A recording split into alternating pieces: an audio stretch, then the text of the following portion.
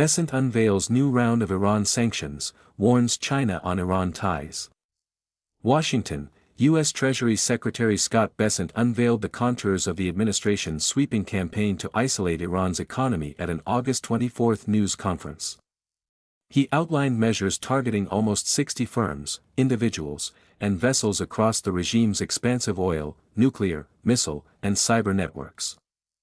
Bessent also urged China and other countries not to test U.S. resolve on the latest round of sanctions on Iran. In the Second World War, D-Day was the historic beginning of a campaign with our allies to target and drive the enemy from its positions, including those in third countries, Bessent said in prepared remarks. Today, in that same spirit, we are launching an economic onslaught against Iran's financial connections around the globe. As part of Operation Economic Outcast, the Treasury issued 5 new sectoral determinations, substantially expanding U.S. sanctions authority. The latest measures allow the United States to sanction any person or entity operating in Iran's digital assets, technology, gold, aviation, or shipping sectors. These areas, the Treasury says, are being used to evade sanctions, support weapons development, and generate revenue for Tehran. Additionally, Washington has broadened secondary sanctions exposure, warning that foreign firms that continue conducting Iran-related business could face exclusion from the U.S. dollar system. Those who stand with the United States will reap the rewards of our partnership. Those who tether themselves to the Iranian regime should expect to share the isolation of a withering regime, Bessent told reporters. The clock just started ticking.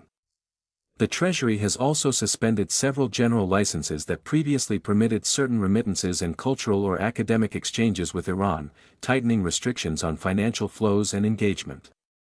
The Treasury's Office of Foreign Assets Control, also known as OFAC, urges global shipping operations to avoid complying with Iran's demands in the Strait of Hormuz, citing the risk of expanded sanctions on maritime activity in the Gulf Channel. Bessent did not offer timelines for nations to adapt to sanctions. But he noted that America does not have infinite patience and urged China and other countries not to test its resolve. Iran now faces a very clear choice, with only 2 paths before them: complete global isolation and a subsistence economy, or a path back to normalcy with an opportunity to rejoin the global economy, he stated. Since the U.S.-Israel joint operation began in February, the president has made repeated threats against Iran's Islamist regime. China in the crosshairs. One major economy that could be in the crosshairs of secondary sanctions is China. The months-long U.S. naval blockade has already affected the Chinese economy, especially in the energy sector. 90% of Iran's crude oil exports are shipped to Beijing. Trump and Chinese leader Xi Jinping are scheduled to meet in Washington next month. The possibility that the current administration could impose Iran-related sanctions on China could impact sensitive trade negotiations between the two sides. Chinese oil purchases have served as a vital economic lifeline for Tehran. China has been bypassing U.S. sanctions by using small independent refineries that import oil via shadow fleet vessels. Small Chinese banks and non-bank intermediaries reportedly process these transactions to avoid U.S. sanctions. Treasury has mapped every node, every facilitator, and every network that Iran has used to smuggle oil and evade sanctions, Bessent said. Beginning today, the actions of Treasury and other agencies will tighten the noose and block every potential source of revenue that funds the IRGC and the evil Iranian regime. Bessent also said that the Treasury Department plans to announce a major sanction against a financial institution by the end of this week. Economic costs. For months, the White House has claimed that the Iranian economy has nosedived as it contends with hyperinflation and a currency crisis. Iran is completely collapsing, Trump said in an August 24 Truth Social post. Iran's annual inflation rate came in at 88% in July. Iran's currency, the rial, has been in free fall against the US dollar. The rial collapsed to a record low of almost 1.4 million to the greenback on August 24. Current conditions could be causing internal strife.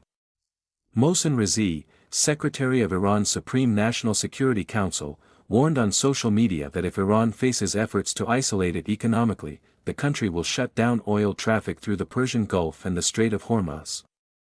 He added that Iran would treat any nation that joins or supports what he called America's economic war against the Iranian people as engaging in an act of war.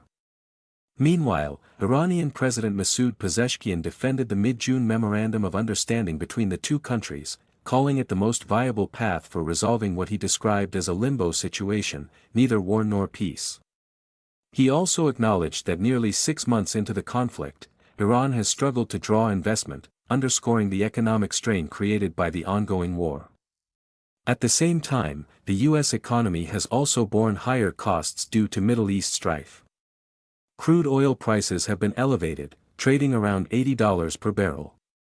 Motorists have felt the pain at the pump, with the average price per gallon above $4. This has bled into headline inflation.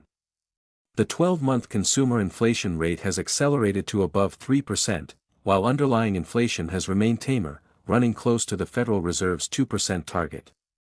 Another risk the United States faces is the upward pressure on long-dated government bond yields.